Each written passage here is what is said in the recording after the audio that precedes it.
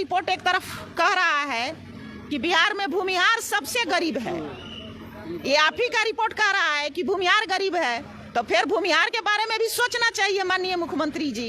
भूमिहार के बिना किसी का राज यहाँ चलने वाला नहीं है और भूमिहार न मजबूर है और न कमजोर है। भूमिहार नवादा जिला की वो महिला शेरनी विधायिका जो कल विधानसभा के बाहर जो है उनका वीडियो काफी तेजी से सोशल मीडिया पे वायरल हो रहा है और वो चीख कर मुख्यमंत्री नीतीश कुमार, तेजस्वी यादव और भारतीय जनता पार्टी के तमाम दिग्गज नेताओं को चुनौती दे रही है।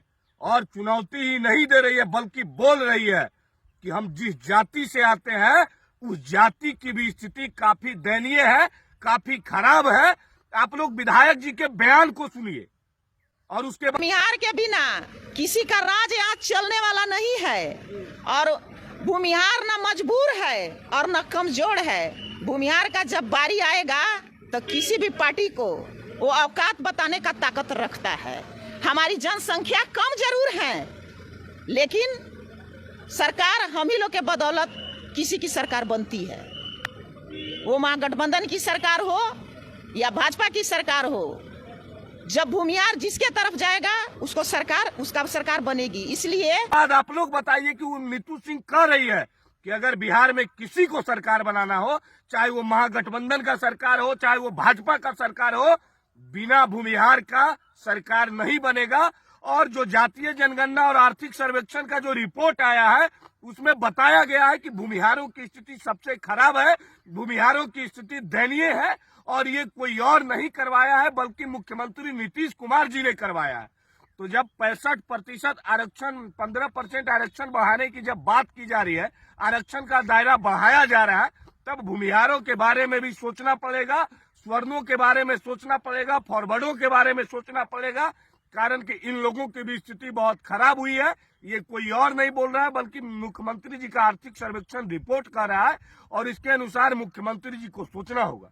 नीतू सिंह ये भी बोली है कि जब हम लोग क्षेत्र में जाते हैं तो भूमिहारों की स्थिति को देखते हैं तो आंखों में आंसू आ जाता है और यकीनन स्थिति सभी का खराब हुआ है, चाहे वो भूमिहार हो, चाहे वो ब्राह्मण हो, चाहे वो राजपूत हो, चाहे वो कायस्थ हो। और अगर 15% आरक्षण, वो आरक्षण का विरोध नहीं कर रही है, वो यहाँ तक बोली है कि 15% ना 25% बढ़ाइए, लेकिन भूमिहारों के बारे में भी आपको सोचना होगा और भूमिहारों की भी स्थिति खराब हुई है, उसके लिए भी आप लोगों को सोचना होगा और भूमिहारों के लिए भी आरक्षण देना होगा और भूमिहारों का भी आरक्षण का दायरा बढ़ाना होगा। पहले लिमिटेशन था कि 50% संविधान में 50% ही आरक्षण मिलेगा, ये 65% बढ़ चुका है। जब 65% आरक्षण का दायरा पहुंच गया है तो फिर 80 भी पहुंचा दीजिए, 90 भी पहुंचा दीजिए, जो आरक्षण लेने लायक है। ये आरक्षण का विरोध ये विधायिका जी नहीं कर रही है, लेकिन ये बोल रहे हैं कि फॉरवर्डों को भी आरक्षण मिलना चाहिए।